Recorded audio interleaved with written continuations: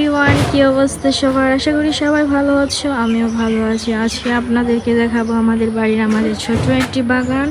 আমরা এখানে মরিচের চারা, বেগুনের চারা, বিভিন্ন ধরনের গাছ লাগিয়েছি। সো চলেন আমার সাথে, আপনাদেরকে আমি ঘুরে দেখাই আমার ছোট মিনি বাগান। গাইস, এটা হচ্ছে আমাদের এই ছোট বাগান। সো আপনাদেরকে আমি এখন দেখাবো আমাদের বাগানে কি কি গাছ আছে।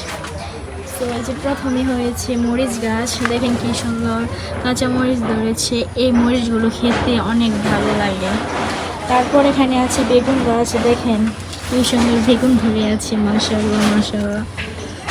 অনেক বেগুন ছিল, আমার আম্মু তুলে রান্না করে ফেলছে। তাছাড়া এই যে দেখেন টমেটো গাছ, এই যে কত ছোট ছোট টমেটো, মাশাআল্লাহ। অনেক টমেটো ছিল, আমার আম্মু তুলে রান্না করে ফেলছে। এই যে টমেটো। এখানে হচ্ছে আমার আম্মু লাউ গাছ লাগিয়েছে। তাছাড়া এই যে বেগুন গাছ, এই যে মরিচ গাছ, এই যে আমি অ্যালোভেরার চারা লাগিয়েছিলাম। তাছাড়া দেখেন গাইস, মাশাআল্লাহ আমাদের গাছে কি সুন্দর মরিচ ধরেছে।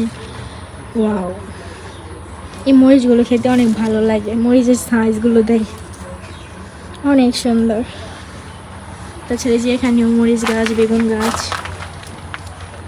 আচ্ছা গাইস, দেখেন গাইস, এই গাছের দিকে একটু লোক দিয়ে দেখেন কত সুন্দর সুন্দর মরিচ ধরেছে গাইস, মাশাআল্লাহ মাশাআল্লাহ, অনেক সুন্দর সুন্দর মরিচ ধরেছে।